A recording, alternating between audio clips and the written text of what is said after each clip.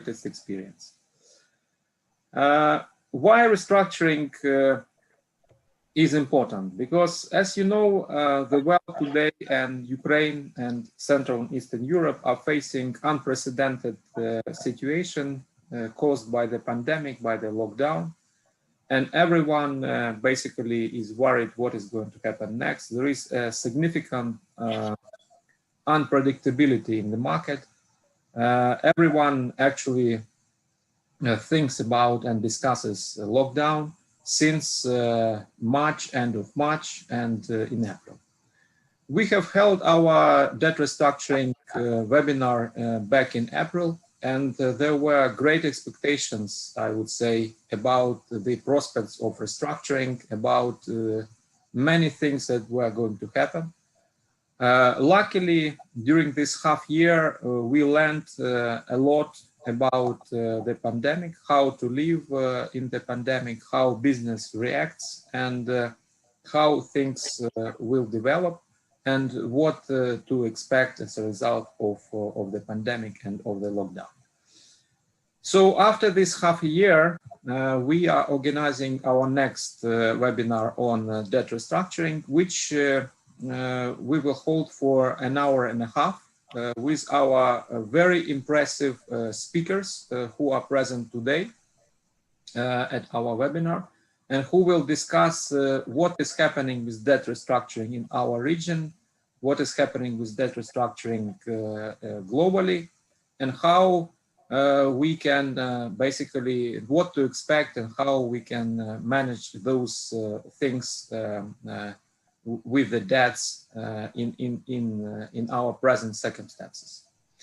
So without further spending much time on introduction of myself, I will introduce our speakers. So today we have 6 guest speakers at our online event from various companies, from banks and from private business, who will speak about the restructuring prospects. First of all, Zaur Bagirov, Senior Counsel of European Bank for Reconstruction and Development. Zaur has been with EBRD for more than 10 years, and several years ago moved to Kyiv. Before that, he worked in London and Istanbul, and EBRD, as you know, is the leading investor in Ukraine and has a very diversified portfolio of assets in Ukrainian businesses. Susan Kodrasi, Managing Partner of K&A Advisory Services, an ex-restructuring banker. Susan was formerly country manager at APC Holding, where she was in charge of alternative asset management and real estate investments and debt recovery. And Susan will also share her experience in debt restructurings and what to expect based on the CEE experience. Vitalii Grinchenko, Head of Restructurings at Credit Agricole. He is a debt restructuring professional managing corporate distressed portfolio at Credit Agricole, and has lots of experience of dealing with all types of sensitive situations, particularly tough situations with the clients. Sergei Tsarelyuk, Managing Director of Alvarez and Marsal, Ukraine. Sergei previously worked at UniCredit as Head of Corporate Banking since 2017, and since 2017 is a Managing Director of Alvarez and Marsal in Ukraine. As you know, Alvarez and Marsal is a global leader in restructuring and provides various types of services relating to due diligence, creditor advisory, and restructuring turnaround services. So you will hear a lot about restructuring practices of Sergei during today's event. Olesa Sidlerevich is an Associate Director at Debtwire. She will tell us about view from London about debt restructuring and what to expect in public markets in restructurings. And Vadim Polishchuk, Corporate and Finance Restructuring Expert, previously NPL Officer and Management Board Member at Ukrexim Bank. So also we have myself, Ihor Olekhov. I'm partner and head of banking and finance group at CMS, and we have Kateryna Chechulina, who is counsel at our banking and finance practice. So now I pass the floor to Kateryna to tell us a few words, basic words about what's happening with debt restructurings, what we experienced during the last 6 months, and then we proceed further with our speakers. Kateryna? Yeah, thank you, Ihor, and good morning, everyone. Yeah, so actually, as Ihor already mentioned, why we decided to talk about this topic today. Well, because, you know, actually we now realize that we have been in this situation for more than 9 months since the first lockdown. And when it was introduced back in February, early March. And back then we already knew that that was going to be the greatest lockdown and the greatest recession since the Great Depression. And the COVID pandemic was causing the world's economy's crisis, leading to significant GDP decrease in all regions of the world, irrespective of the country's economic development, just within several months. And well, the first major sign of recession was the collapse of markets during 2020 stock market crash, which began in late February and lasted through March. And that was the worst crash since 1987.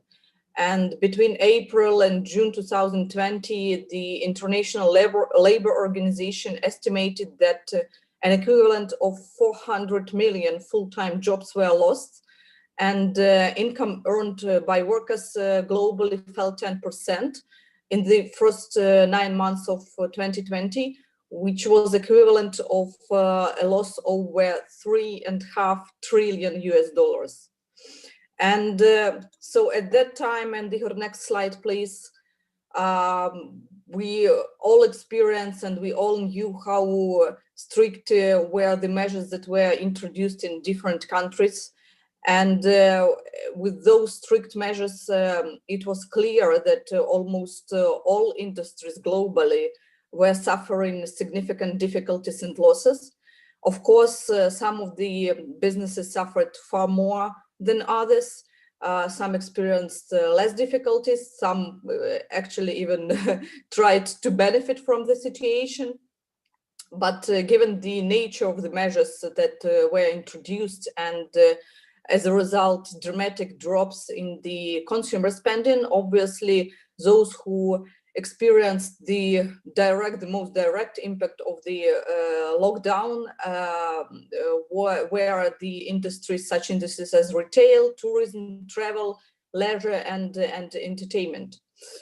And well, indeed, and the next slide, please. From the start of the pandemic, many retailers saw cash inflows come to a sudden halt and dramatic halt because physical stores closed down and actually consumers stayed at home. And even those retailers who had strong online presence still suffered cash flow disruptions. And a lot of retailers actually filed for bankruptcy. And of those, you know, we can see on this slide the names of some huge retailers. And even those, and next slide, please, Ihor, who managed to avoid bankruptcy, they still had to undertake serious measures because they faced severe crisis. And for example, Inditex, a Spanish company, which many of you may know from the brands such as Zara, Bershka, Pull&Bear, and Massimo Dutti, they also suffered significantly, and they closed as many as 1,200 stores around the world. And they, of course, tried to boost online sales, but still that was a great challenge for them. And actually the total store count fell from 7,000 to 6,000 as a result of the reorganizations that they had to undertake. Similar situation was with airlines and with the aircraft business. And Ihor, next slide, please. And also with travel and tourism companies, because they also faced enormous difficulties managing their activities during the COVID. And several airlines have declared bankruptcy. Some of airlines just ceased operations, and some airlines reported historic reduction in flights. And just by way of example, actually by 8th of October, 43 commercial airlines had gone bankrupt, and many more were expected to follow. So yeah, at that time, yeah, a lot of has been happening, and a lot of changes has been happening, dramatic changes for all of us, for us as individuals and for us as businesses, and all of that had a huge impact on everything. And while these days it seems like the first shock that we had from the situation, from the pandemic, it has passed, and we are we started to get used to the new reality and adjust to the new reality. Well, we are now facing the second wave of lockdown, because a lot of countries actually reintroduce the quarantine measures again, and we are like entering the second wave of lockdown. And so in light of this, we actually decided to just stop for a moment and have a look back and see what was actually happening over this last period of 9 months in terms of restructurings, and try to analyze on what on this basis we can actually expect in the near future in light of the second wave of lockdown.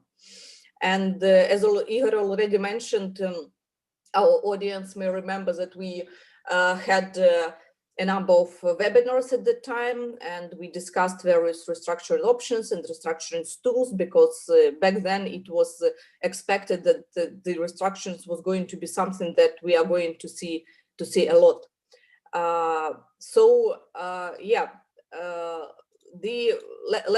Let's just start actually our discussion. And I would like to probably start with Zaur, Suzanne, and Vitalii, who are all with organizations who are present in the region, and ask you, so what are your observations as to the situation around the debt restructuring in the region? And did you actually see a lot of restructuring or not that many restructurings? And were there a lot of clients who expressed their needs in restructurings? And not necessarily, within your bank, or your organization, but generally based on your awareness. And let's just do this, quick check to see what the situation is. And then we will, as we move on, we will discuss the reasons for what we have. So, if I may, please, Zaur, Suzanne, and Vitalii. Thank you for the introduction, Ihor, and thank you for a very interesting presentation summarizing, what has been happening in the world since the commencement of crisis. It's not that there's not. It all looks very gloomy, but I think there is a shed of light on the horizon. I think the vaccine is now. I think there have been successful trials, and I think the vaccine being developed, on the market by major medical corporations. I think you're all reading about it in the press. Will be rolled out at some point, and I think if you would consider everything what I've been reading in the press about the development of a vaccine, I think starting from March, I think April, it will be rolled out in major market. And I just wanted to make a remark. Of course, vaccine is rolling out of a vaccine is a race to save lives, but it's also to some degree a race to ensure economic recovery. I think the countries which would have, which would be accessing vaccine will have better chances, at speedier economic recovery. I think it's very important that the vaccine is evenly distributed. It reaches all the countries affected by COVID, and I think there's a lot of work which is being done on that front by the international community and by individual governments. I think the reality is the quicker population will be vaccinated, I think it will become safer for people to move, to travel, and obviously to start doing business internationally. I think for countries like Ukraine, it is quite important. Countries which have aspirations, for increasing foreign direct investments, which obviously could quicker kickstart the economic growth. And as regards to your questions regarding what has been happening about my observations, on the restructurings front, I have to say that I haven't seen that many, let's say, close to insolvency types of restructurings. What has been happening is that the banks obviously have been reassessing their portfolios, evaluating them very carefully. Obviously, they have been looking into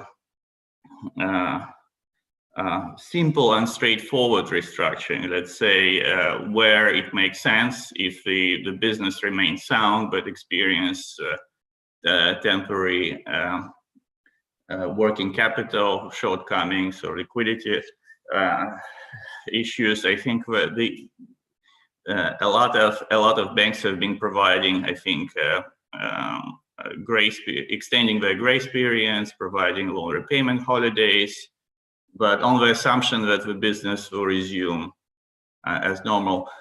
For EBRD in particular, what EBRD has been doing, back in March, we launched what we called a solidarity package, which was a financing program that involved over €1 billion in investments in 38 countries of our operations, where we're basically been concentrating on three things. First of all, it's supporting our existing clients, our existing borrowers, under what we call the resilience framework, whereby we've been providing working capital facilities. It's normally short-term finance facilities that would help businesses to survive the pandemic. Another important element has been support under our trade facilitation program, where we've been helping local banks with maintaining the trade, the existing trade flows. And I think another important part of that solidarity package was a support for vital infrastructure, what we call the Vital Infrastructure Support Program, whereby we've been again providing short-term debt to infrastructure operators and to obviously to government-owned entities in our countries of operation. Saying that, I think the pandemic, the second wave of pandemic is taking a bit longer probably than everyone has been anticipating. And I think very recently our board approved an extension of that solidarity package. So it has now been increased to 4 billion euros that would basically go to supporting our clients in our country's operation. More importantly, I think that package now is being extended not just to our existing borrowers, but also to their affiliates. So I think we could kind of look at indebtedness at group level, I think, of our existing clients. And I think that also kind of involves short-term, straightforward restructurings, probably refinancing of existing loans. So to answer to your question, no, I haven't seen that many kind of pre-insolvency type of workouts that would ensure that actually the companies do not end up in in insolvency situations. But I think it's rather kind of soft restructurings to some degree, repayment holidays, and that's where we stand now. So. Yeah. So the support that EBRD provides, it's kind of actually something that prevents severe restructurings, right? So yes, to some degree, it also depends. I think, in particular, in countries like Ukraine, which has gone through many crises in the past, I think this one is unprecedented, but it's of a very different nature. I think many banks, I think particularly foreign banks, I think are quite cautious. Well, any bank actually is very cautious at sort of assessing, the credit risks and ensuring, that the clients have an ability to survive, this kind of economic shocks, I think, and troubles. I think, I'm sure other speakers would concur that many loans contain debt service reserve requirements that specifically designed to address this type of situations. And I'm sure that many lenders have been drawing on their debt reserves account during this crisis. Yeah. Thank you. Susan, what's your observations? Do you see something different from your perspective, or are you aligned with Zaur on the situation we are having in the region? Before Susan speaks, I wanted to remind to our participants and to the speakers that basically we want to have this webinar very interactive. So if you have any question or you would like to discuss any topic with speakers, please either write your question, or if you are the speaker, please also feel free to ask the question to fellow speakers. Susan? Thank you, Ihor. Let me bring another angle to this discussion and address the developments in the region as we see them by raising two questions. The first one is, yes, you are asking correctly, what we have seen in the region so far. And the second question that needs to be addressed is where we actually need to look at globally when thinking about restructuring, even on more abstract level, so to say. So as far as the first question is concerned, in the Czech Republic and in the region, we have seen a number of initiatives that have been backed by governments that were aimed at protecting debtors during the first wave of pandemics.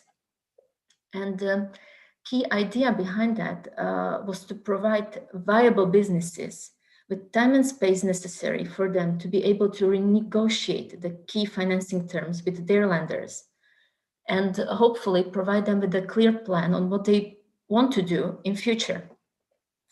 And now, Zaur was also saying that you also mentioned, Kateryna, in the beginning, that we have not seen that many restructurings, paradoxically. So this, our conclusion out of that is that debtors perhaps didn't really use this opportunity to the maximum level possible. And perhaps quite the opposite is ongoing. Perhaps some of them even misunderstood what government intention was and regard that period when they should be negotiating with banks and taking steps in order to create business models, that they see this period as a kind of standstill. And in our view, this COVID pandemics, whatever that is anything but a standstill. So now we are in the situation in the Czech Republic or in the region where we see that, we see the prolongation of extraordinary moratoria. But at the same time, we see that lenders are not being restricted in exercising of their rights that much, though there may be this moratoria, as I mentioned, until end of June 2021, I guess. But, you know, with lenders not being restricted, we think that we will see many more defaults ongoing. And we are afraid that we will see many more unprepared debtors. So this is as we see the situation now. Now we ask ourselves a question where we need to look at in future and globally when we think about restructurings. So all this restructuring topic is not going on or ongoing in a vacuum. COVID is changing and being changed by the restructurings. And there is a lot of unknown about our world today. What we do know about the world today is that whenever the COVID pandemics, second wave, third wave, whichever wave is going to be over, the world will be different. And now, as primitive as this assumption may seem, right, the world will be different, in our view, this has far-reaching consequences for restructuring as such. Because not only has COVID just brought us, after 20 years, the very front of the door of 21st century, it is also raising the question of survival, of adaptability. And why I'm saying that is, the reason is that in our view, any real restructuring has to be based on business model sustainability. When we say sustainability, we mean restructuring being viable in long term. So this is changing restructurings, because you know what we have until now, and as we have seen restructurings, it is kind of healing of the companies, right? You come, you think about cuts, you think about cash management, things like that. But the thing is that the world is changing, and we need to find viable, sustainable business model. So we don't need the type of restructurings when any type of doctor, shaman or charlatan will come and tell you, okay, do this or that, so that you resolve your problems on short-term basis. And he heals you so that you can survive in the past. We are making an assumption here that what we do need for future restructurings are people able to be architects, able to be visionaries, and able to re-engineer the business models so that they are sustainable, so that we can talk about any type of restructurings. So our hypothesis here is that unless we see debtors and their lenders talking about sustainable business model, we will not see many restructurings. And we see this as a reason why we haven't seen that many of them, right? You mentioned the bankruptcies. So unless we discuss long-term and the change, there won't be a lot to do in restructurings. Yeah. That's a very important comment that you made here, and we will touch upon it later. But what I wanted to pick up from you, because you mentioned that the debtors actually probably just misunderstood the situation and the rationale for the government support, and they actually had to start negotiations and to use this as a standstill period. But it's probably also depends on the debtors and their experience and the size of the debtors. And I think it would be interesting now to hear from Alessia, who actually deals and covers large corporate bond issuers, and to see whether there were any restructurings in this area. because you know, we know that the size of a data is one of the factors that actually, you know, depends and affects the, you know, the possibilities and the outcome of the restructuring. So Alessia, may we ask you to share your insights? Yes, just let me try to share my screen. Right, it worked, right? Yeah, we can see it. Yeah, so yeah, just to give you an understanding, so with that, why we focus mostly on Eurobond issues. I in particular specialize in the CIS. I'll mention a little bit of Central and Eastern Europe, but this particular presentation, whatever you see in it, will be based on the CIS. And I work for the CMEA department. Just maybe mentioned, I'll mention a little bit just to see the bigger picture, what's happening in the CMEA as well. And so we loans restructuring, we mostly cover in Africa and the Middle East, but in the CE and CAS, we focus more on Eurobond issuers because this is what our clients are after. If there is something in the loan sector that distressed funds will be after, we will cover it. But otherwise, if it's like a club restructuring with existing banks, extending of maturities, we probably won't look at it in detail. So the data that was used for my presentation based on the Eurobond issuers. To a large extent, this year, the restructurings that we have seen, we consider that they had pre-existing conditions. So none of them was, it was triggered by COVID, but was not caused by COVID. That's what we've seen at the beginning of the year. If you can see deals launched the graph, so there was very quiet years, 18, 19. In 2020, we had 5 deals in real estate sector, mining sector, and energy. And this graph about finalized deals, it's you can see a lot of them were finalized last year, but these were all deals coming from like 2017, many of them. So coming to them in detail, which companies we have seen come into the market this year. So in energy sector, we had 2 oil and gas companies, which was Alliance Oil and Nostrum. Which the oil and gas industry, that's the one that was expected to be affected by COVID, right? That because of the fall in oil prices. However, in Alliance Oil, you possibly can argue that that was the case of COVID. They've launched and finalized their consent solicitation. They had a large bondholder, so it was largely a private deal as well. And Alliance Oil already restructured its Eurobond several times in previous years. So it wasn't like a top-notch companies, which was kind of, you know, fallen down because of COVID. Coming to Nostrum, Kazakhstani-based company, that is the restructuring that was expected back in 2019. Everybody knew they will come, even before COVID was on the horizon. In their case, it was the question that they had one big asset and they just basically run it down and they kind of had nowhere to develop from there. Another company in energy sector is DTEK Energy, a very large restructuring in Ukraine.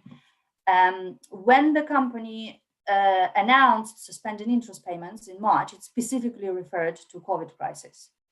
However, again, it's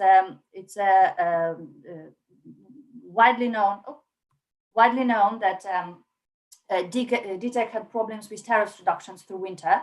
It was affected by it. So again, it had pre-existing conditions. And then the remaining 2 companies we had that started negotiating restructuring this year is Mechel and O1 Properties. O1 Properties is a real estate company in Moscow. Again, big problems ahead of COVID, expected to come this year anyway. And Metal is a highly leveraged company that has been restructuring with international banks and Russian banks for like a long time. It kicked in this year again because of COVID, you can say, but it falls, I think, again into the category of pre-existing conditions. So far, we haven't seen a company in the CIS that came to restructure only because of COVID, like whose business was really affected. Surprisingly, so far, no companies in transportation and consumer, but hopefully we'll discuss it later. And I agree with Suzanne that more will come, even though they haven't come yet. Everybody expected retail. We didn't have many issues in retail. There is one Eurotorg in Belarus, which refinanced. So yeah, transportation and consumer hasn't come yet. That was surprising. And just to mention, in the CEE, we had one company. It's Olympic Entertainment. It's a casino business from Estonia. That's entertainment business, and that was affected. But then again, they had bondholders had a dispute with shareholders over asset stripping. There was a law case, but I think the company realized when COVID is coming, and their earnings will be affected. So there was some probably better not to discuss publicly. If you there've been articles written over summer. I think there was a legal dispute between bondholders and shareholders. And just maybe just to give you a comparison, can show you briefly our pipeline for the what the deals we currently have in the CEMEA region. Just a second, we'll share the screen again. This one. Yeah, this is the CIS, and when we say restructuring pipeline, for us it's ongoing restructurings, which either started negotiated terms or appointed advisors. So we've got, this is for the whole of CEMEA, we've got 70 ongoing restructurings. A lot of them loans in the Middle East.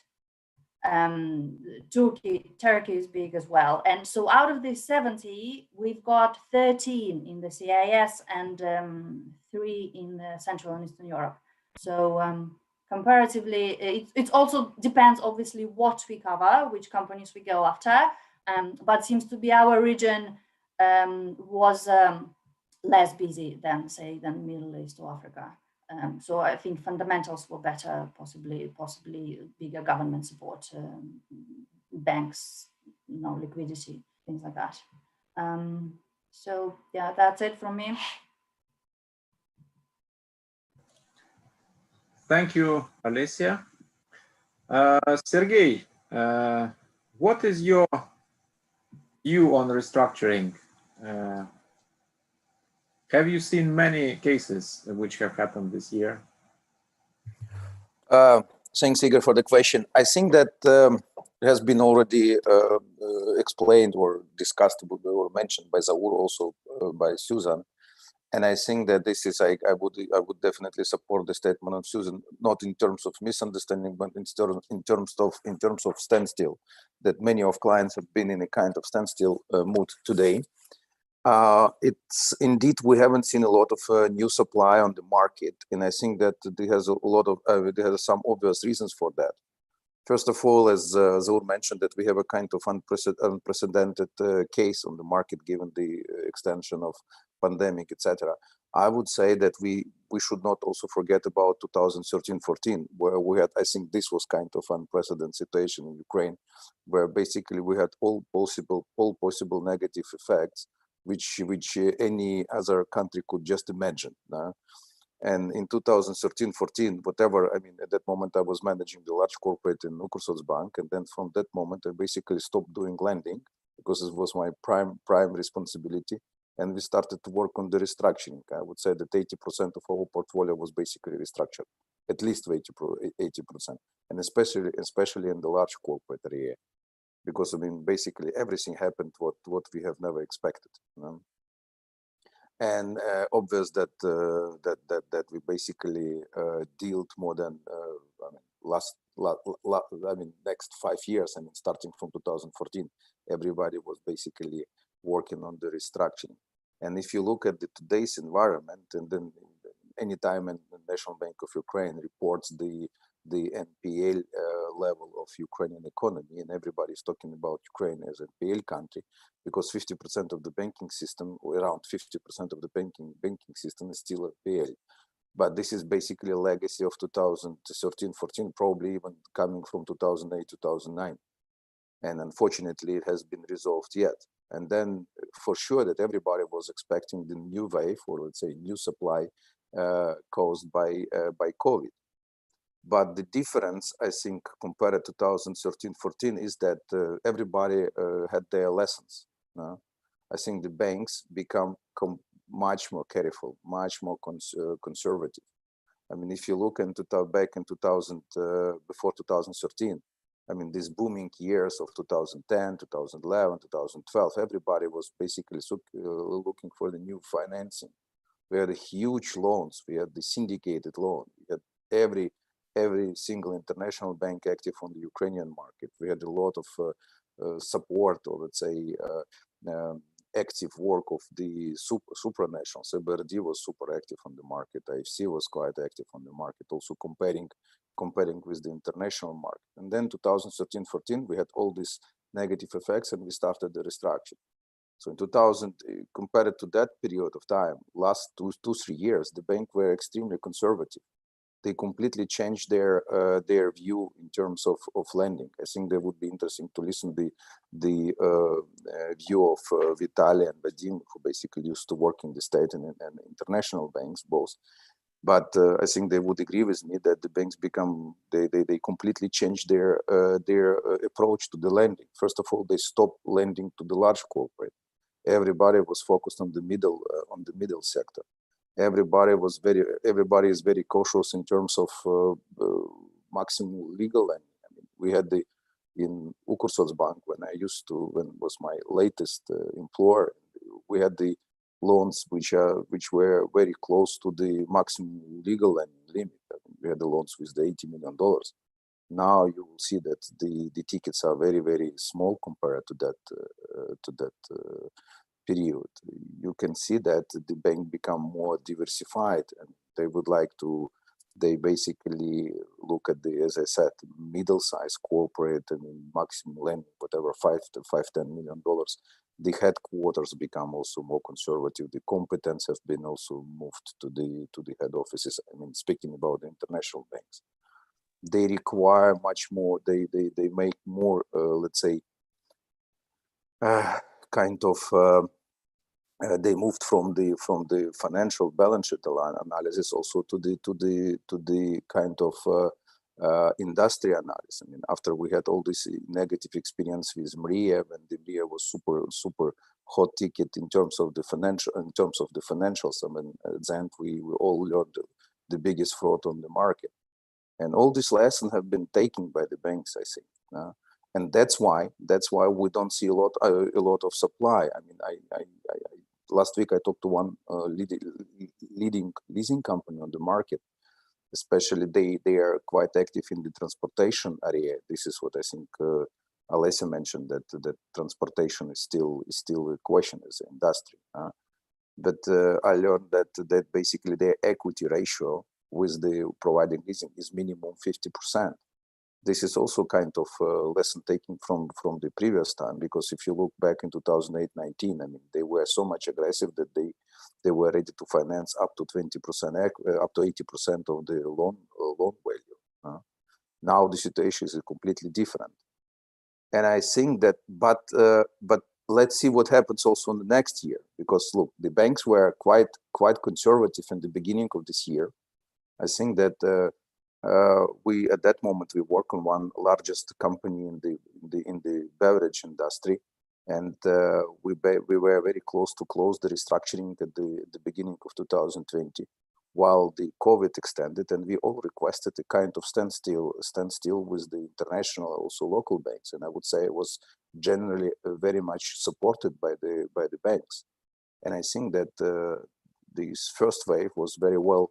First of all, the banks were quite conservative. They all built additional loan loss provisions in an expectation that the situation will be very, very dramatic, because the most critical or was dangerous issue with the COVID was that nobody knew how it's going to be affected, what would be the results. Really, it's completely new for the world, not just for the Ukraine.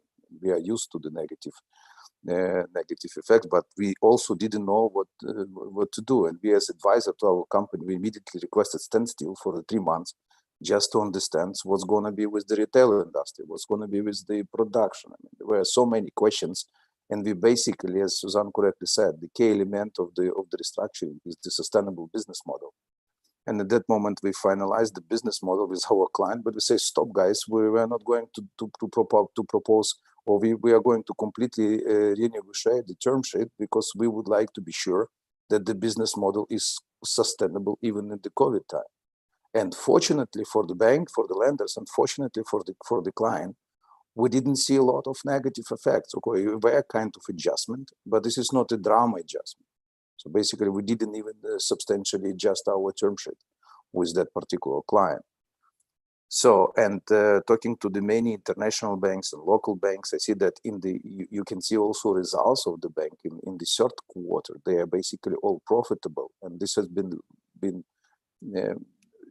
it's caused by the fact that they started to release the loan loss provisions, because expectations were more let's say negative. But I don't know.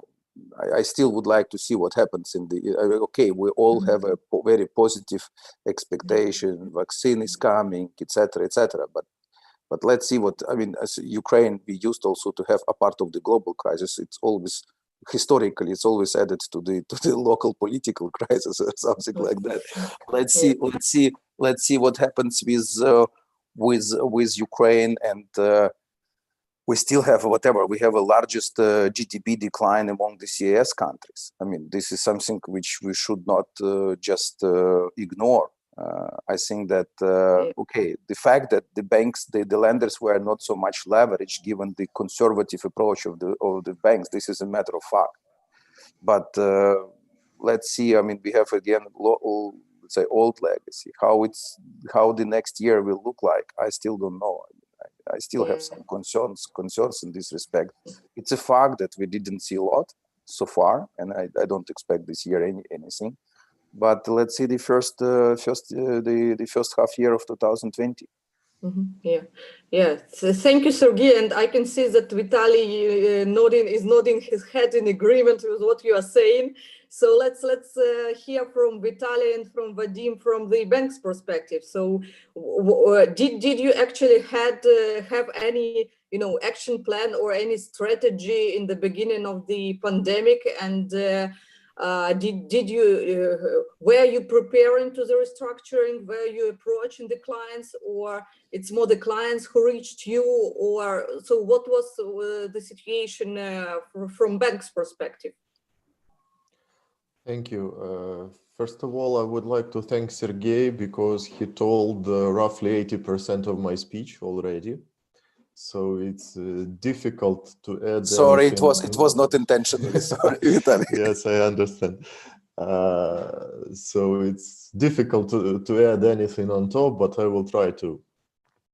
Indeed, Sergey is completely right that banks have learned their lessons of 2013 and 14 and 2008 also as well. So passing these two big crisis in recent Ukrainian history, already international banks have learned these lessons. That's why we were much better prepared.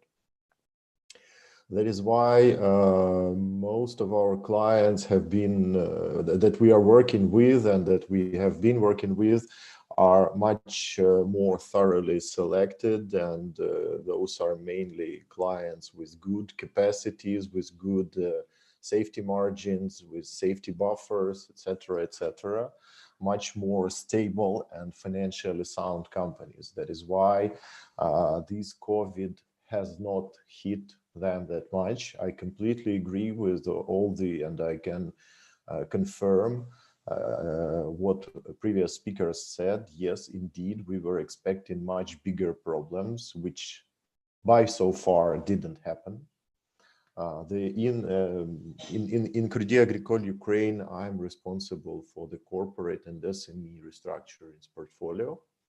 And I must say that the inflow of NPLs this year is roughly the same as it was in previous years. Yes, of course, there is always some normal, if I can say that, a normal level of NPLs incoming, and this year it was more or less the same.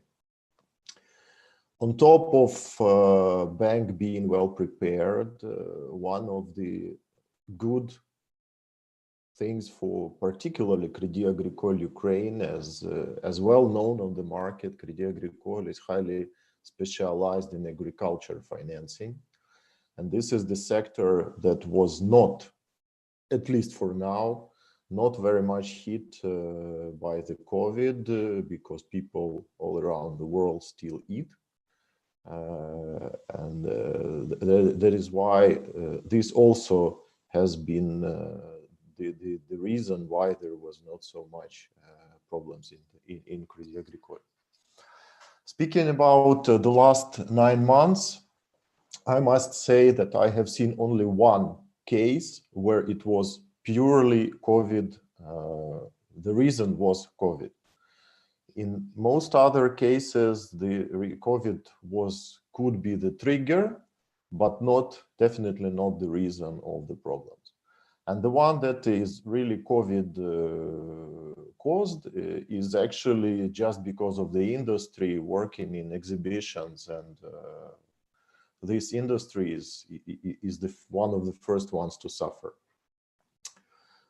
As for banks' approach to dealing with the NPL client, I must say that at the very early stages of lockdown in March and April, very many clients came with the requests of having some credit holidays, lower interest rate, etc.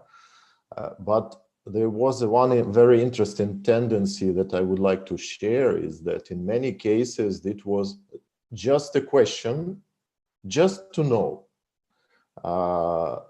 In many cases, it was not needed, but clients understanding that this is a good reason to ask for better terms, why not use it? Still, in half or more than half of these cases, when we, as a proactive bank, when we said, yes, of course, we are ready to consider, please explain why. Please give your reasoning how and when and why it impacts, this COVID and lockdown impacts your business. In more than half of the cases, this conversation was over because the clients just wanted to, I don't know what could be the proper English word for that, just to ventilate, to try to find out what will be the bank's reaction. To take advantage. Yeah. They tried, yes. A few of the clients actually tried to take advantage of, if you remember, at some point there was a law or a decree of Cabinet of Ministers that COVID is a force majeure and you can use it as a force majeure clause. But a few clients tried to say, yes, we have in force majeure. And when asked to give the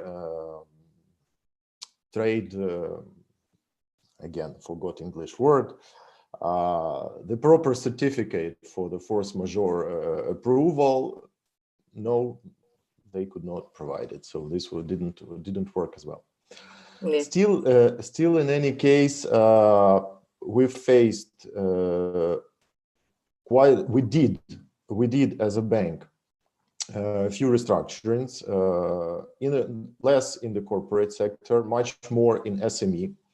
In SME, we used the standardized approach to give the very simple, very easy restructurings, just 3 months repayment holidays. It was more on a standardized based approach.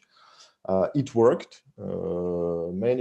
For very many clients it helped, and it was very much more directed to help the clients during the period of this very strict lockdown, when indeed subways were not working and many people were not shopping, and etc., etc. But when this was over and the business started to integrate into normal, well, not normal, but normal for today level of life, this standardized program, if I may say so, was closed. Currently, we are doing everything on a case-by-case individual approach. And as said by many other speakers, I can confirm not much cases. And one last point from my side, I must admit that one of the, not even reasons, but one of the helping factors during all this COVID story was that during spring, the interest rates on the market dropped significantly due to NBU decreasing their interest rate, and then as a consequence, market interest rates have decreased, which in my opinion has significantly helped many borrowers, even without banks intervening. So just adjusting the interest rates to a normal market level without any losses from the bank side was still a very good helping factor for the market. Yeah.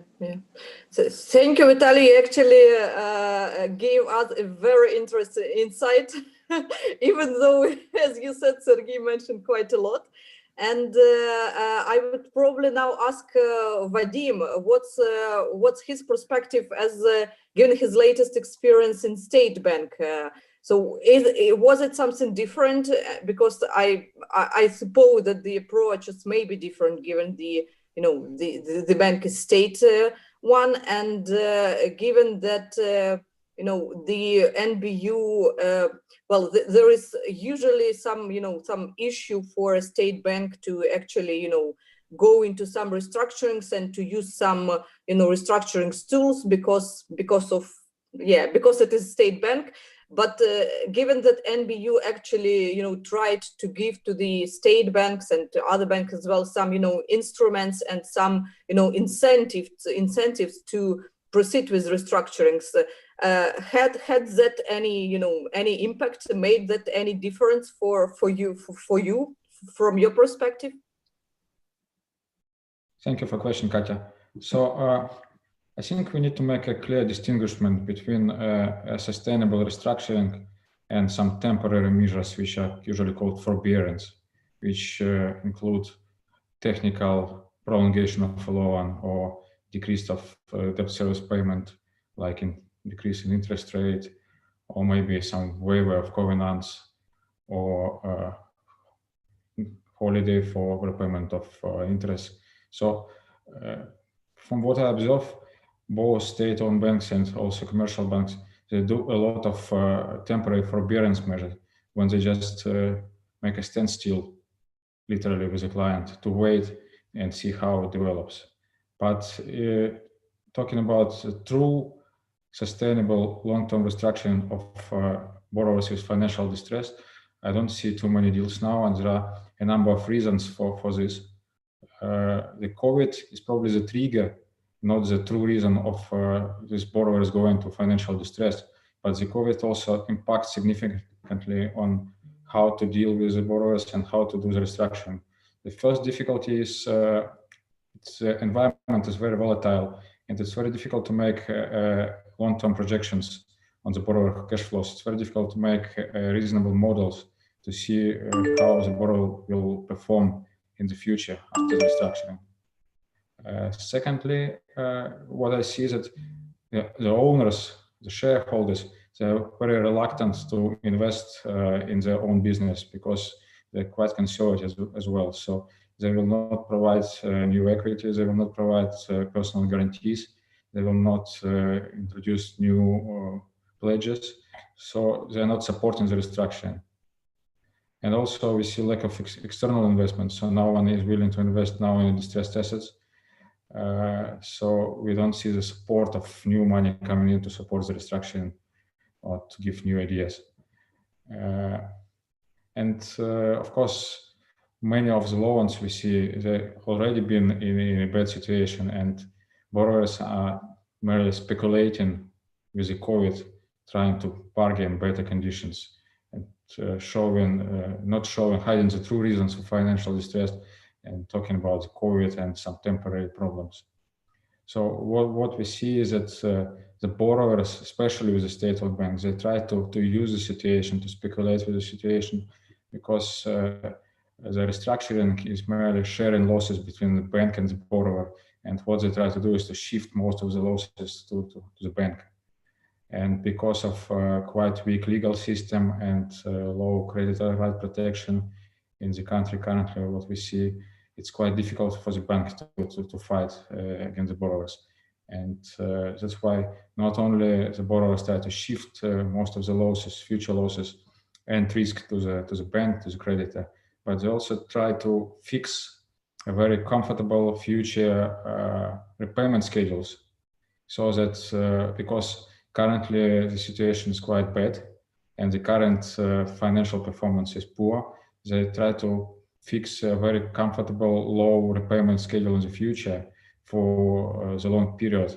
So in case of upside, they will taking the upside through as a dividends or some other schemes, while if there is downside, the burden will still be kept by the bank.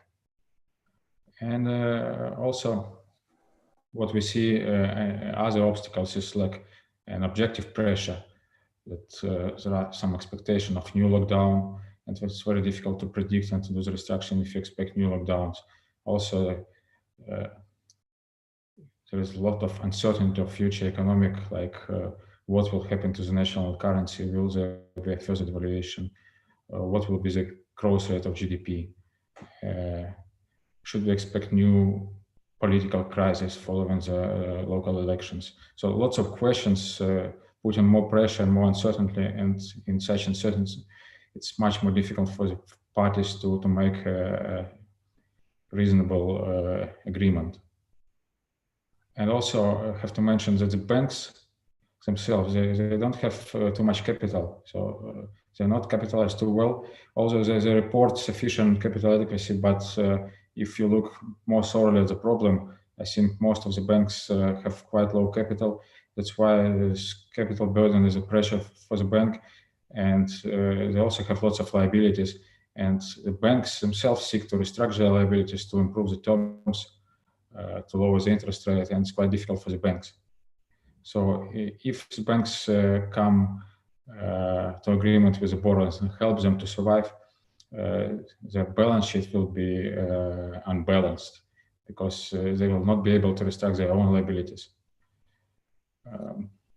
So that's mostly thoughts why we do not observe lots of real restructurings in these volatile times.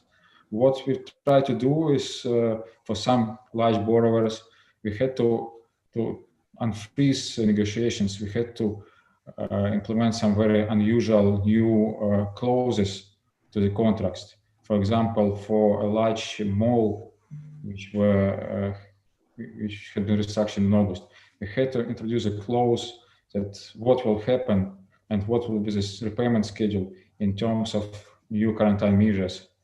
And in case of the situation where they will be forced to close premises and stop activities of the mall, what should be the impact on future repayment schedule. And also we have, for some borrowers, we have introduced the Forex devaluation clause. So if the new repayment terms are in foreign currency, what would happen if hryvnia devaluates rapidly within a short period of time? This should also give some automatic grace period for the borrower, so the borrower obtains more comfort that he's not going to default due to objective reasons. So just finishing my speech, I'd like to say that probably we will wait for another 6 months or one year to see how it's going on, and then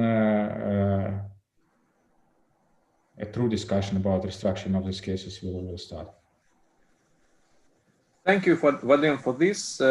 One of the questions which we received actually from our participants was whether you think that there will be sale of NPLs by Ukreksimbank and other commercial banks, but Ukreksimbank in particular, because this question has a long history, basically. Now there is some legal basis for the sale.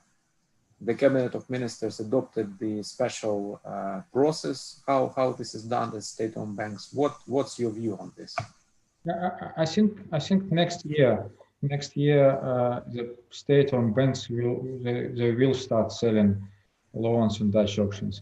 Indeed, there has been a decree of Cabinet of Ministers adopted in spring, which now allows state-owned banks to sell debt with discount.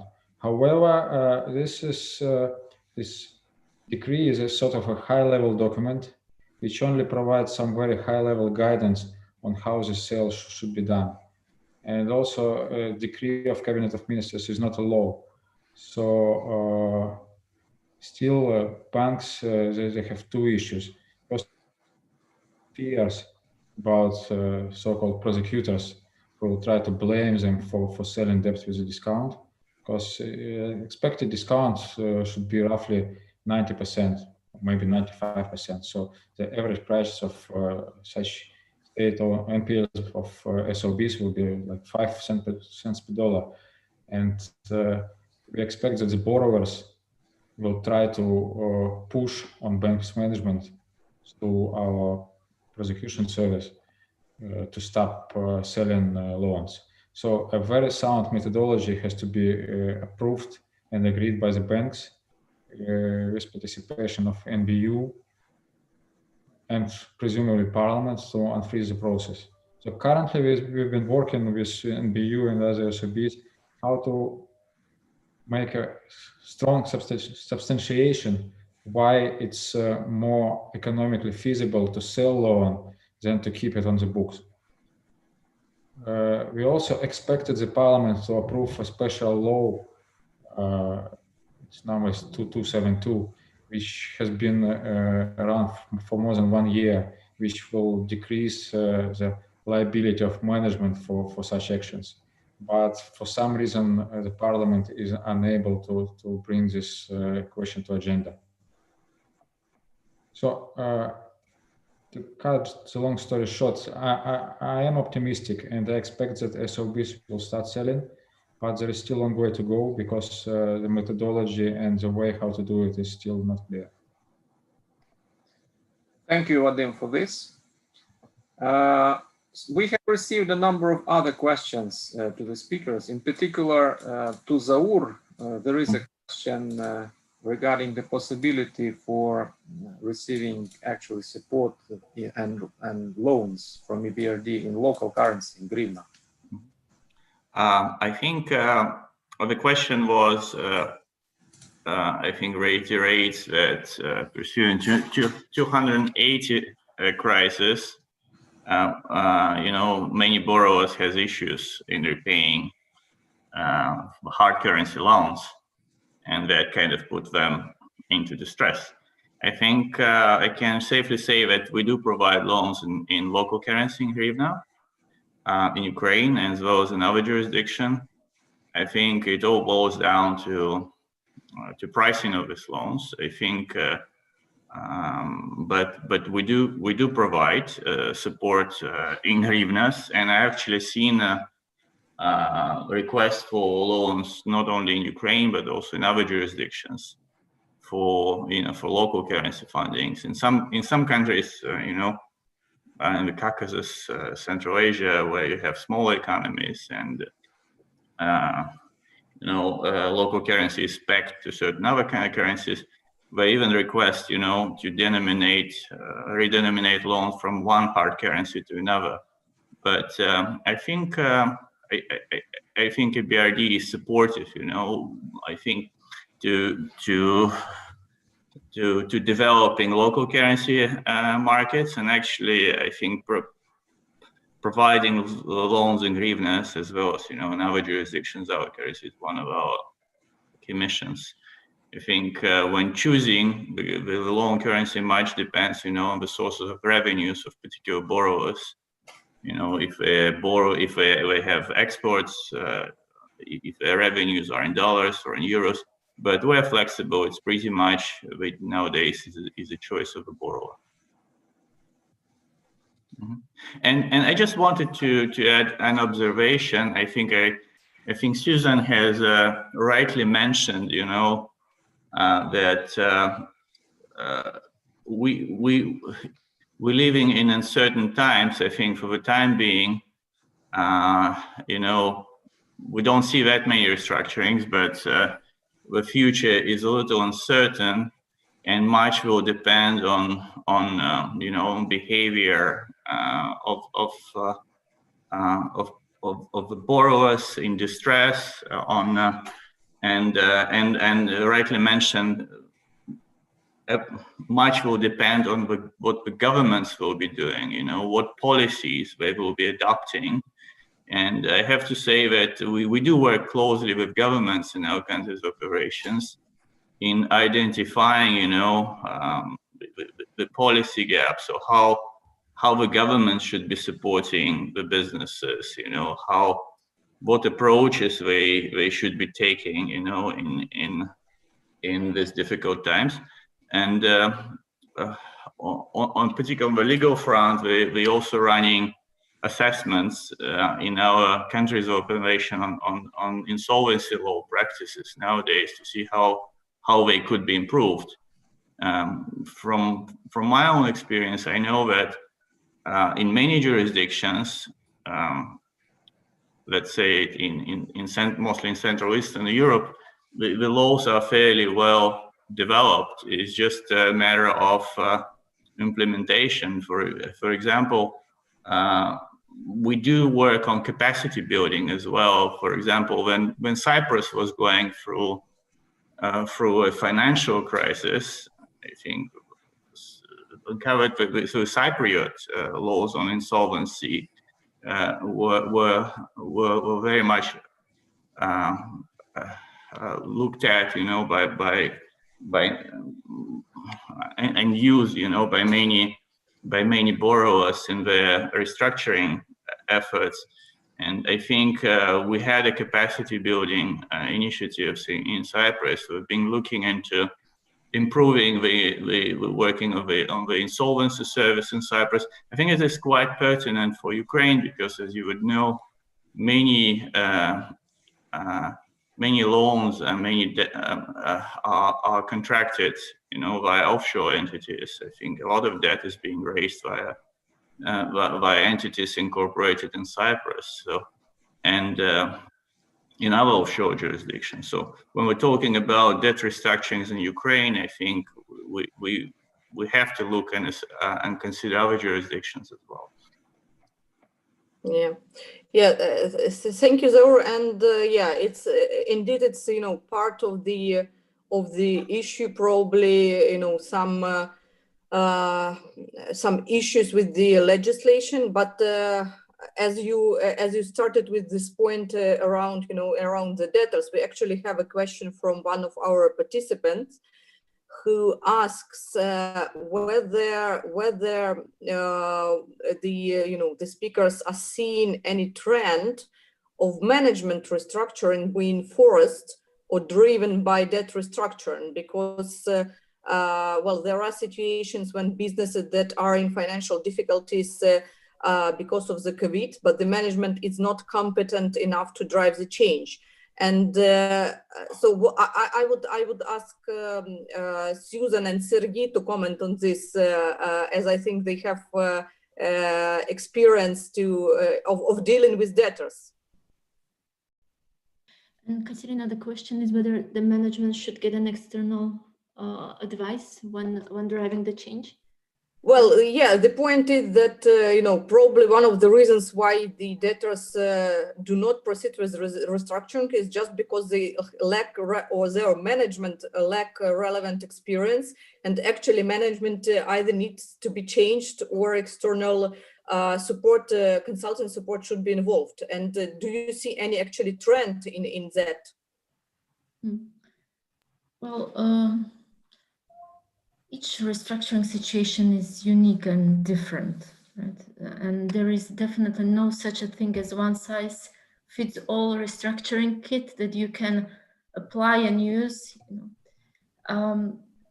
Whether you are going to hire an external advisor or not is definitely the decision of the company. Here we would recommend to get external help, because the situation that we are in is not a business as usual situation. So it may be a good idea to have a different perspective on your business, from an independent external party. But whether you do it on your own or you get somebody external, there are some questions that you need to ask yourself when thinking about your restructuring, and management should address those questions. So the first thing to clarify always is, where do we stand? And the second one is, where are we going? And again, when answering those questions, there are many factors to be taken into consideration. The first one, or the very center of everything, is, as we mentioned already, is that business model sustainability. But there are many other factors to be taken into consideration, such as cash position, liquidity, customer supply chain, inventories, account payables, your contracts. Are you in a technical default or not? What are your financial agreements, employees, trade agreements? What are your costs? Do you need all those cuts? Aren't you cutting the value? What type of credits do you have? What type of financing do you have? What is your capital structure? Are the shareholders willing to support you or not? So all these questions need to be addressed. And now, when you are in the business already, you may not be seeing them in the perspective, right? So yes, I would definitely say that it's a good idea to have somebody external and independent to look at those issues and perhaps bring something new to the table. Yeah. Thank you, Susan. Sergey, what's your view? Thanks. I think this is an excellent question, and I very often ask this question to myself now, because personally, what I think differs this crisis from the previous crisis, that we will have a huge change, worldwide change in the business models, in many things. This is already kind of matter of fact, and this is absolutely fair and very concrete question. If the current management is able to support, to address these changes, if the current management at the big Ukrainian, whatever, large or middle companies, is able to offer to the market something new, which is basically will be supported by all these changes, we will see the huge change in the retail sector. We'll see everywhere. I mean, I don't need to listen, because there has been so many webinars already in terms of how the world will look like. But there is a huge but in this discussion, and I think I don't know who addressed this question, but I think that this question was not addressed by Ukrainian person. I think it's coming from the foreigners. We have a huge specific for Ukrainian market, and this specific for Ukrainian market is that the management is in many cases the same person who is the owner of the company. It's either the owner of the company, or it's a very close affiliate person, or whatever, or the friend of the friends, something like that. So it's in a very rare question when you have an objective or professionally based choice for the management. In the most cases in Ukrainian, the management has been selected on the basis of trust. I know these guys. We have went through the difficult this person or the girl. We went through the many crises. I trust him. The person will not steal money from myself, and that's why I'm comfortable with that, and I'm not going to change it. And this is a huge problem for the Ukrainian reality, because from one side, most of the businesses is ineffective. and it's going to be more, even this ineffectiveness will be more obvious in the future. But to change what? To change the shareholder himself or herself. This is a huge issue for Ukrainian market. I can tell you that in INM, I think that our core specific is turnaround, and we are working the same as on the liability side, meaning that supporting our clients in providing consensual restructuring. But the huge bulk of our business is is turnaround of asset side, is the operational improvements, etc. And guess how many mandats do we have in Ukraine? 0. Basically, the management belief, and on the base what I said, all this affiliated basis of principles to the shareholders, the management sometimes is basically hiding their inefficiency behind this close relationship. I have never been approached in terms of, guys, we have an issue with EBITDA is falling down. Please, let's look on the operational side. Let's look what we can improve there. No, never. This question never comes. And this usually they say, I mean, they say we can do better than anybody else. And this is also the question to what Susan mentioned, if they need to address, to involve the advisors or any external help. They need, but they will not. And this is a huge, unfortunately, this is a huge kind of particularity of the Ukrainian market. I think the only way that this business will be developed, it has to be driven by the lenders. And indeed, I can tell you that we have currently one case where we finalized, whereby the lenders clearly requested us to stay with the company for the next 2 years to closely monitor the restructuring has been implemented. Because as Susan correctly said, it has been based on the business model, and the lenders wants to be sure that the business model has been developed. It develops according to what we have jointly developed with the client. And I think this is kind of very, very, I'd say not rare. It's a unique case. I mean, if you look at our business worldwide, and interim management, zero chief restructuring offers, this is something which we are offering very often. This is where, I mean, you have a just 10% decline in EBITDA. They are looking for the advisors to help them. And this has nothing to do with arrogance. I mean, we are working for the management to support the management, because otherwise you have to change the management every crisis. No. And unfortunately, this business hasn't been developed in the Ukrainian yet. I think it will come, but I think very important, and the lenders would require that, because this will not come from the client itself. The UBO will never recognize that he or she is not able to move the business properly. Thank you, Sergey. As we are moving forward, one question which I think we need to discuss, and which I think everyone, especially the banks which are participating today in the webinar, is the situation with the renewable energy markets. Because at least we have been involved in many projects in the past 3 years regarding financing various types of solar and wind projects, and we even during the last year we were involved in restructuring of debts of a wind producer in Ukraine. So what is actually the bank's expectations? Do you think if this crisis is not resolved very soon, this will trigger restructurings of the loans to renewable energy producers? So questions primarily to Zaur and of course to Vitalii and Vadim.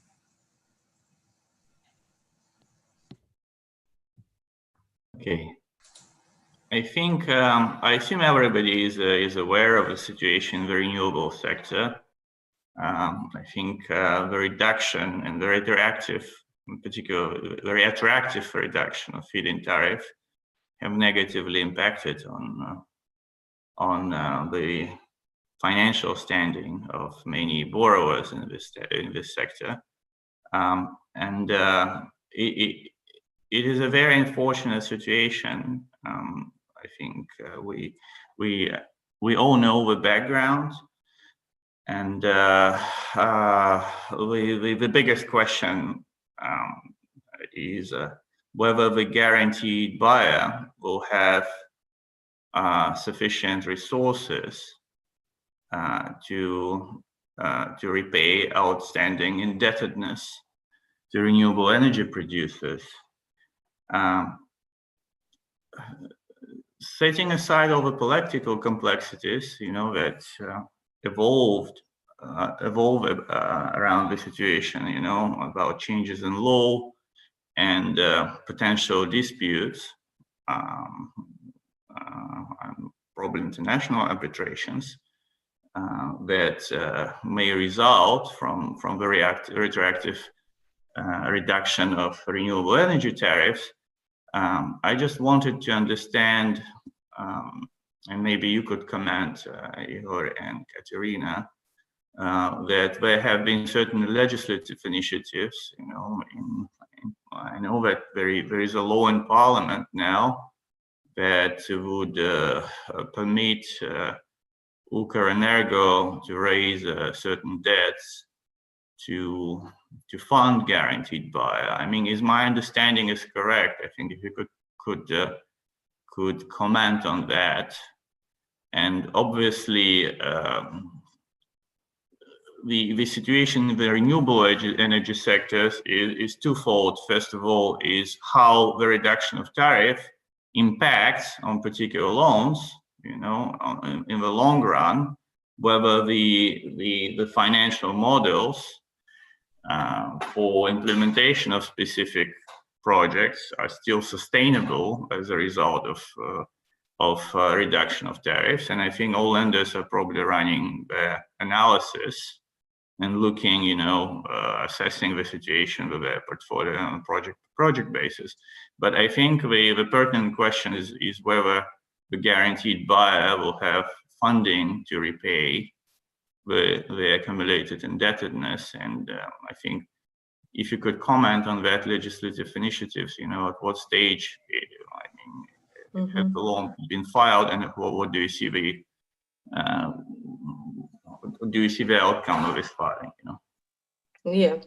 Zaur, so the law you mentioned is probably the one on the providing amendments to the state budget of Ukraine, and the law was passed by the parliament, I think, on 17th of November.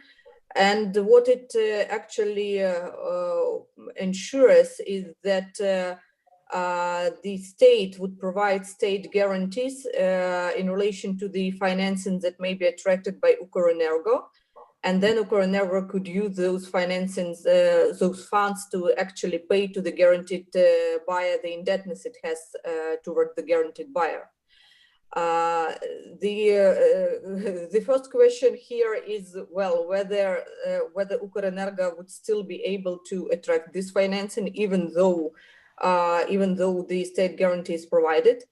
And the second point here is that it's probably just a temporary solution of the situation, because that would probably help just to repay the indebtedness currently existing. But otherwise, the situation with the tariff is still to be finally resolved. And actually, another point is whether the producers and the developers actually may, and well, we know that some are considering, some probably already initiated the investment arbitration against the state, and this is also a huge something that may have a huge impact on the overall situation. But also in terms of what you mentioned in terms, financial model, whether the new green tariff actually allows to survive the producers.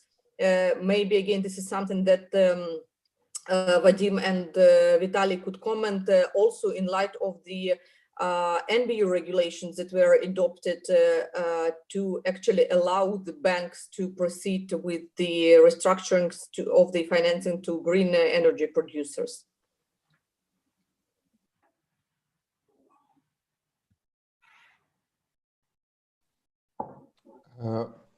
To be honest, I cannot comment much on this question because me as a restructuring professional in my bank, I do not have any projects related to solar, wind, or any other renewable energy.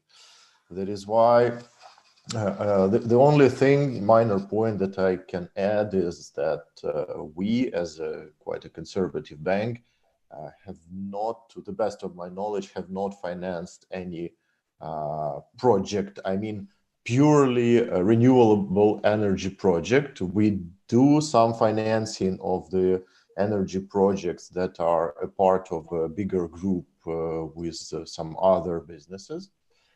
And as far as I do not have neither indirect management nor in what we in the bank call shared management, is basically the very early stage of potentially problem assets. We do not have such projects. That is why I can't comment much. Let me comment a little bit from my side. Not much to add, but I would say that this renewable energy problem is rather complicated because not only the producers are in trouble, but it also impacts lots of other stakeholders, like banks, obviously, as creditors, and also Ukrenergo and Energoatom. So this is all a large system affected, and it will be quite difficult for the government to find reasonable solutions. So it's a distribution of losses or sharing profits issue. So I think from the state-owned banks, luckily for Ukrenergo, the portfolio of renewables is quite matured. So the loan has been amortized a lot. So that's why they still have significant potential to repay the debt ultimately. Some technical measures, of course, to be taken to do the prolongation or to reduce temporarily the interest rates. But it really, in terms of banks, it depends on the quality of the portfolio. So it really depends on the loan to value amount or some ratios like generation capacity to debt. And I think these non-payment issues are temporary. So I do think that after following the reduction of the tariff, the government will ultimately find a way to repay. But the survival of the borrowers really depends on the leverage, financial leverage they do have now. So the older the project is, the higher chances of survival they have. Thank you, Vadim. As we are running basically out of time for our online event, we have to make conclusions and summaries of what we achieved during our discussion today.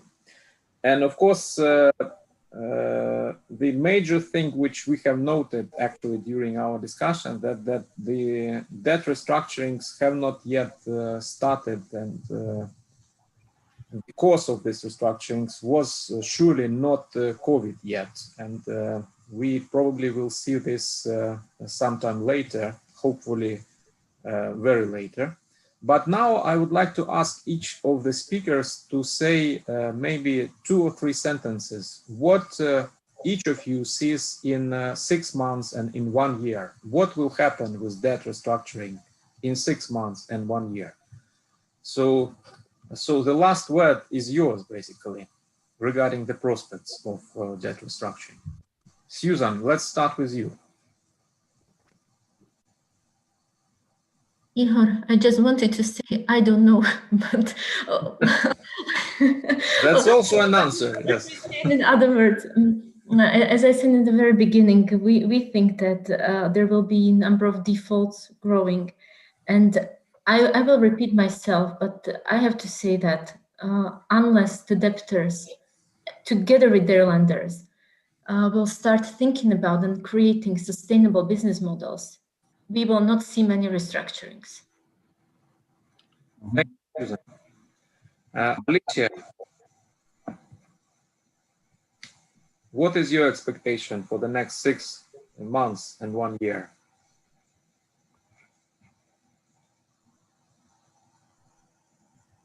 You have to unmute yourself, Alicia. You asking me, yeah? Yes. Yeah, the name kind of disappeared in my stream, so I was like, probably me if everybody is quiet. So I think going forward, we're speaking about restructurings, but we always have to remember, or at least for us, I'm following Eurobond issuers, there is a primary market, and that market was booming in autumn. Yields were back to pre-COVID. Lots of blue chip names came to the market. We mentioned transportation. We think that aviation is still to be watched. There are a couple of issuers in this area to be watched. But say railways, they're all state-owned in most of the countries we cover. And then they are lined up to issue next year. They couldn't this year. The DCM bankers say that they have a number of rail companies expecting to come. They are hoping their pipeline will be very busy in the first half of 21. Some of the issuers we thought would need to restructure if the COVID crisis pandemic continues, came to the market in autumn and refinanced. So they've secured liquidity for themselves. Some businesses, it all depends basically on the second wave. There is a positive momentum. Everybody pins hopes on the vaccine. US elections, obviously, Joe Biden's victory gave a huge kick to the market, especially to our region as well, because it seemed that he will be decisive in his policy towards the Eastern Europe. So there is this expectation that if everything goes well and the lockdown, even issuers that are expected to have troubles if the lockdown continues through the winter, if it stops in January, they might survive and there will be no restructurings. So again, we're kind of in the unknown that it all depends on the COVID. If the COVID goes away, right now, I would say the momentum is positive rather than negative. Thank you, Alicia. Sergey, your view for the next 6 months and 1 year. I think in this respect, I will share what Alicia just said. I don't see a lot of restructuring coming in 2021. However, as we have already discussed this 1.5 hours, there is always something particular for Ukraine. And it's really difficult to foresee and to forecast. I think that 2021 will be still very much volatile. And then if you are speaking just purely about the COVID reasoning, I don't think it will add a lot to the restructuring, but we can have a lot of pure Ukrainian local problems on top of that, which will still have a negative effect on the borrowers in Ukraine. I also see quite a bit of negative signals, as Vitalii correctly said, that he was looking for the proper English word, take advantage of this crisis. I don't remember any crisis in Ukraine where the clients didn't try to take advantages, and this moved even to the huge fraud cases, which we still can see in the next 6-12 months. But in overall, I'm basically compared to my view at the beginning of this year, 2020, where we all were basically it was a huge uncertainty how the situation will develop, etc. I see the main industries, as agriculture, metallurgy, export-based industry, they are doing well so far. So I don't expect huge wave. But again, as I said, if we're coming back to the particularity of Ukraine, let's have a small concern in this respect. Thank you. Vitalii, your expectations regarding next 6 months? Very similar to what Sergey just said. I might just add on top that for 2021, 6 months, 12 months, the amount and the size of restructurings will, in my opinion, will depend much more on internally Ukrainian politics, financial politics, NBU politics, rather than COVID story. Because, COVID is not, what could be the big problem is the rapid coming of COVID into our life already happened. Now, no big surprises from this side, I think, in the nearest future. The situation will develop in this or that direction, but with no drastic changes. While Ukrainian policy and cooperation with IMF and exchange rate might bring surprises. And in this case, the wave could be much, much bigger. Thank you, Vitalii. Vadim, now it's your turn. I don't want actually to end on a pessimistic note, but to be honest, what we see is that the financial performance of borrowers is getting worse, while no real restructuring going on. So this technical restructuring forbearance measures, so usually within 1 year perspective, they end up with more problems in the future. It's like sweeping under the carpet. So unfortunately, what I expect is increasing number of defaults, obviously, within the next year because of many factors. And these defaults will probably lead initially to bankruptcy procedures and liquidations. Some of them, obviously, might end up with restructuring under the new terms. Unless something good is happening, let's try to end on optimistic, and like something unpredicted, like a black swan, but on a positive side. Thank you, Vadim. Zaur, your turn. Yes, I think. Well, I concur with many other speakers. I think much will depend as well on the policy measures, the measures that governments across regions will be taking to mitigate the effect of COVID and Ukraine.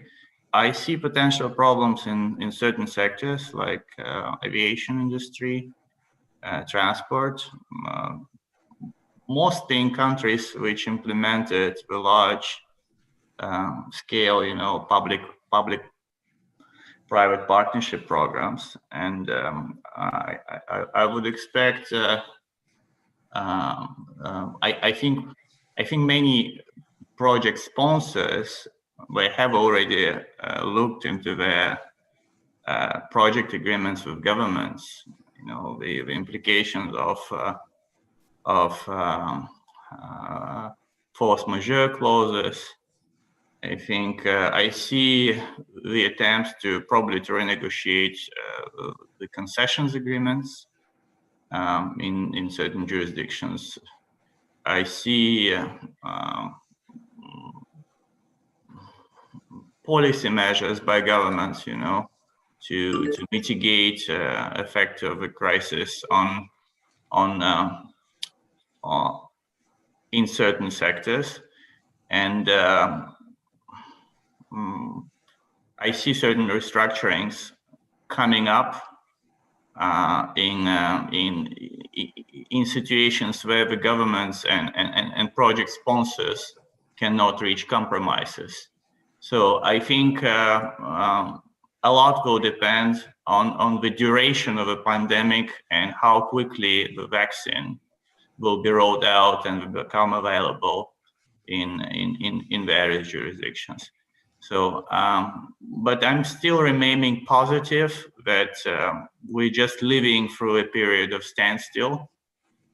And hopefully the governments will be implementing the right measures, supporting the businesses, and EBRD will be standing hand to hand with many governments in jurisdictions where they operate in trying to mitigate the effects of the crisis. Thank you, Zaur. Mm-hmm. Thank you all the participants for very insightful discussion today. And thank you for all the questions from the attendees of our webinar. We received several more questions. Unfortunately, we ran out of time, so we will provide our responses in electronic form by email. We will also distribute the materials of this webinar after it is finalized to all the participants, and we will have the recording in YouTube. So if you have somebody who have not attended the webinar, you can always review it later. But in any event, we see that pandemic is, of course, the biggest unpredictable factor in the situation. But all of us remain optimistic about the situation. And the fact that there have not been many restructurings yet is actually indicative that the situation is not as bad as it is portrayed.